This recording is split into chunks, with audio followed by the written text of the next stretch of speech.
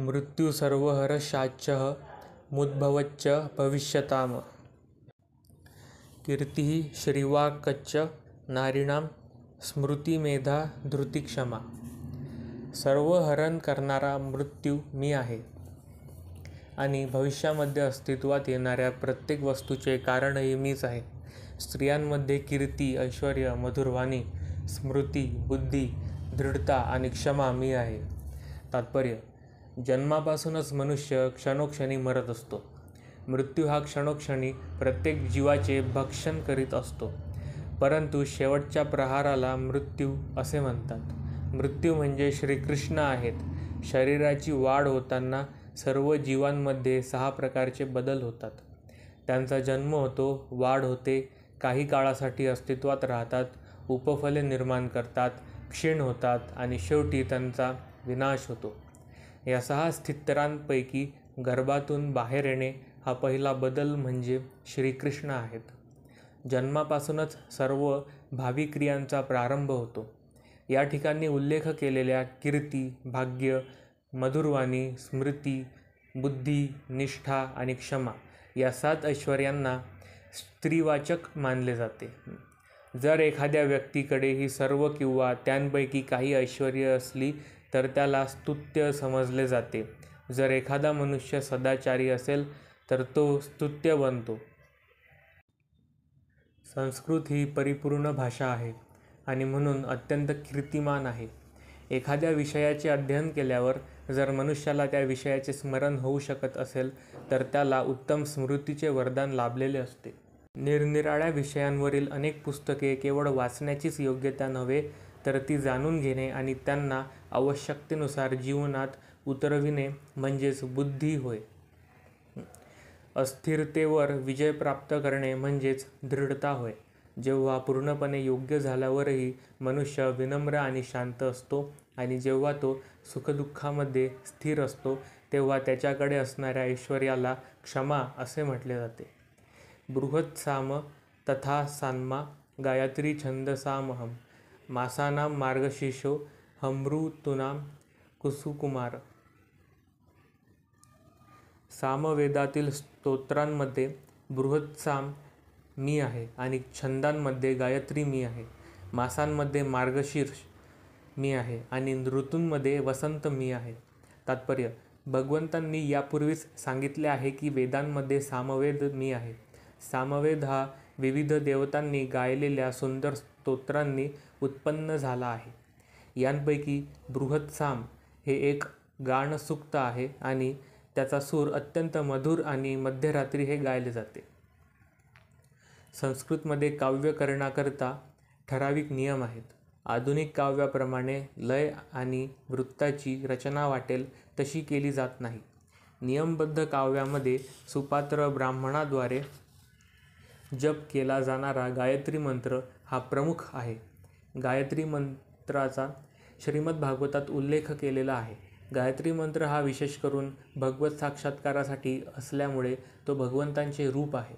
आध्यात्मिकदृष्ट्या प्रगत झालेल्या लोकांकरिताच हा मंत्र आहे आणि या मंत्राचा जप करण्यामध्ये जेव्हा मनुष्याला सिद्धी प्राप्त होते तेव्हा तो भगवंतांच्या दिव्य धामात प्रवेश करू शकतो।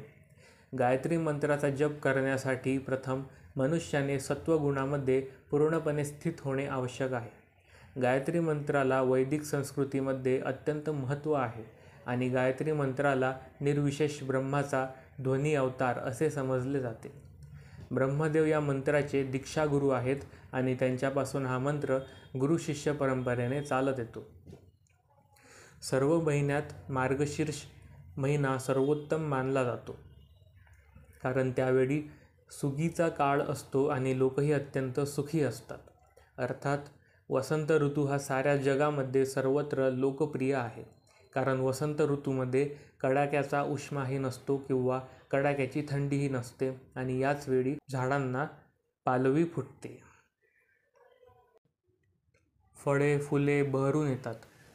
वसंत ऋतूमध्ये श्रीकृष्णांचे अनेक लीलोत्सवही साजरे केले जातात।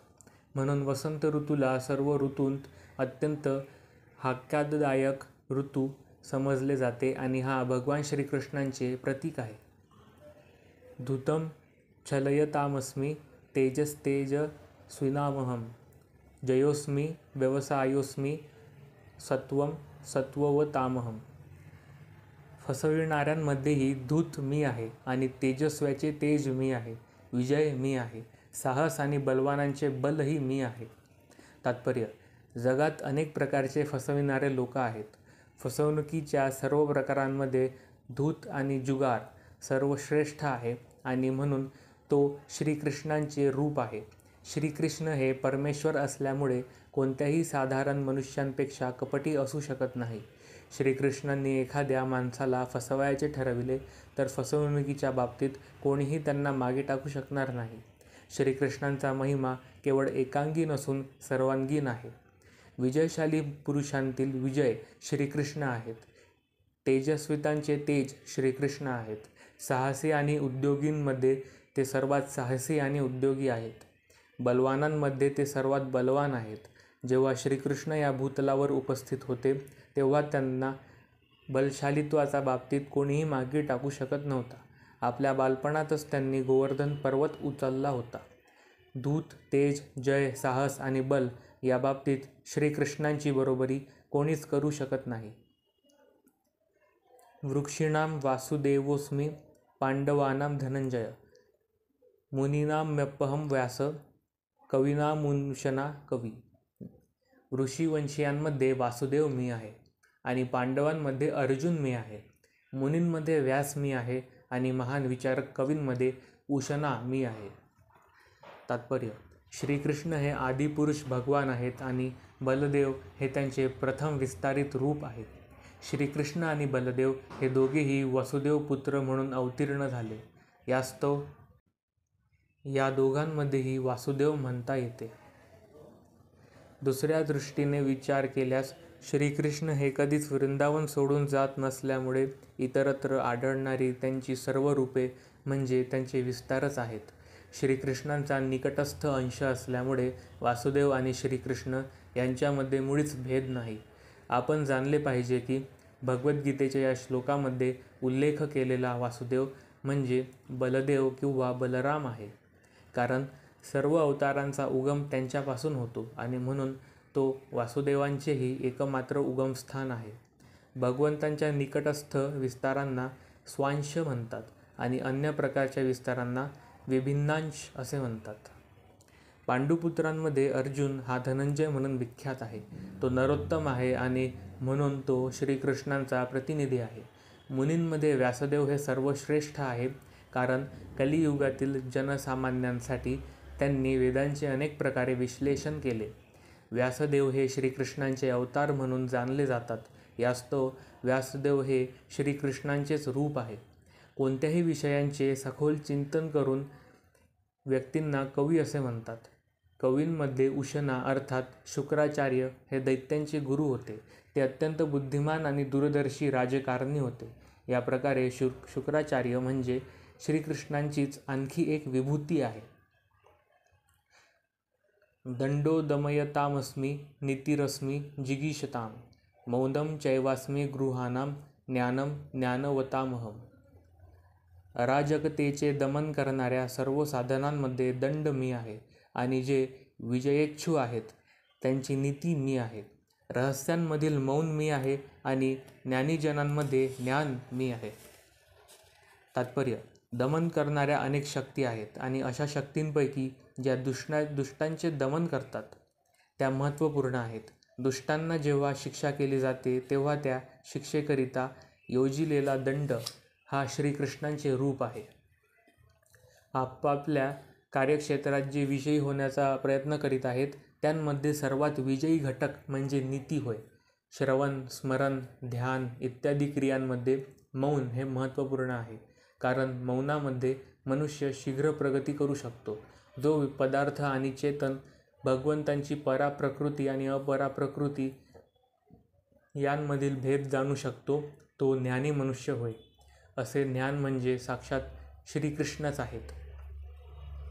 यच्चापि सर्वभूतानां बीजं तदहमर्जुन न तदस्ति विना यस्यान्मया भूतं चराचरम. तसेच हे अर्जुना संपूर्ण सृष्टीचे बीज मी आहे. कोणताही चराचर प्राणी माझ्याविना अस्तित्वात राहू शकत नाही. तात्पर्य: प्रत्येक गोष्टीला कारण असते आणि ते कारण किंवा बीज म्हणजे श्रीकृष्णच आहे. श्रीकृष्णांच्या शक्तीविना काहीच अस्तित्वात राहू शकत नाही. म्हणून श्रीकृष्णांना सर्व शक्तिमान म्हटले जाते. त्यांच्या शक्ती वाचून कोणतीही चराचर वस्तू अस्तित्वात राहू शकत नाही. जे काही श्रीकृष्णांच्या शक्तीवर आधारित नाही तिला माया असे म्हणतात. नान्तोऽस्ति मम दिव्यानां विभूतीनां परन्तप एष तुद्देशतः प्रोक्तो विभूते विस्तरो मया. हे परंतप, माझ्या दिव्य विभूतींचा अंत नाही. मी तुला जे सांगितले आहे ते माझ्या अनंत विभूतींचे केवळ सूचक आहे. तात्पर्य: वेदांमध्ये सांगितल्याप्रमाणे भगवंतांच्या शक्ती आणि ऐश्वर्यांना अनेक प्रकारे जाणण्यात आले तरी अशा ऐश्वर्यांना मुळीच अंत नाही. यास्तव सर्वच शक्ती आणि विभूतींचे वर्णन करणे शक्य नाही. अर्जुनाच्या जिज्ञासेचे समाधान करण्याकरिता केवळ काही उदाहरणे वर्णिली आहेत. यद्यद्विभूती मत्सत्व श्रीमदुर्जितमेव वा तत्तदेवावगच्छ त्वं मम तेजोंश संभवम्. सर्व ऐश्वर्यवान, सुंदर आणि तेजस्वी अभिव्यक्ती माझ्या तेजाच्या केवळ एका स्फुल्लिंगातून उत्पन्न झाल्या आहेत, हे तू जाण.